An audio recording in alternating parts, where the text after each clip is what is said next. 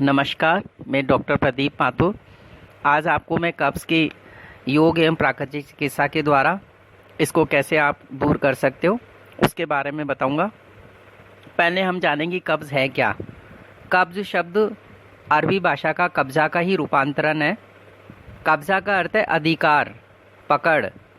जब बड़ी आंतों पर मल का कब्ज़ा यानी अधिकार हो जाता है तो वह कब्ज़ कहलाता है।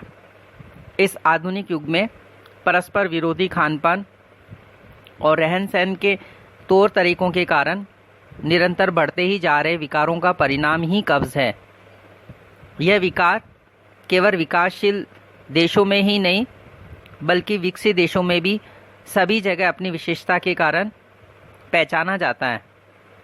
अनपढ़ हो अथवा पढ़े लिखे हों या नौकरी करने वाले हों या कोई भी व्यवसायी हो अथवा अन्य कोई भी कार्य करने वाले स्त्री और पुरुष हो, कभी ना कभी कहीं ना कहीं तो इस विकार के चंगुल में फंस ही जाते हैं।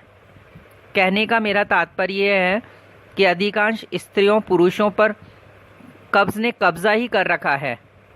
कब्ज़ को कई अन्य जगह अन्य नामों से भी जानते हैं।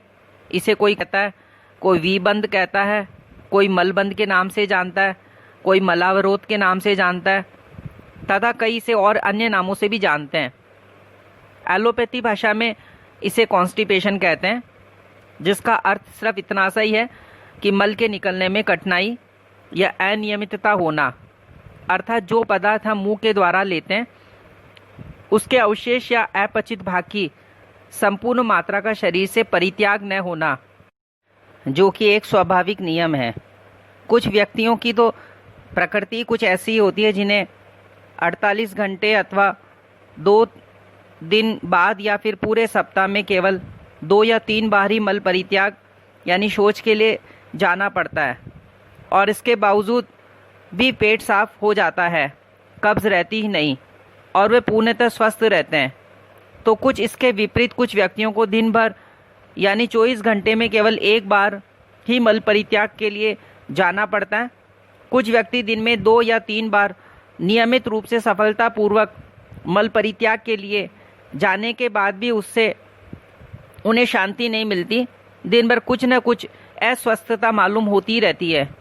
इसलिए हम ये कह सकते हैं कि हमसे बहुत से व्यक्तियों को तो यह मालूम ही नहीं रहता कि कब कब्ज़ रहती है और कब नहीं, परंतु ये आजकल 99% व्यक्ति इसके चंगुल में फंसे हुए हैं।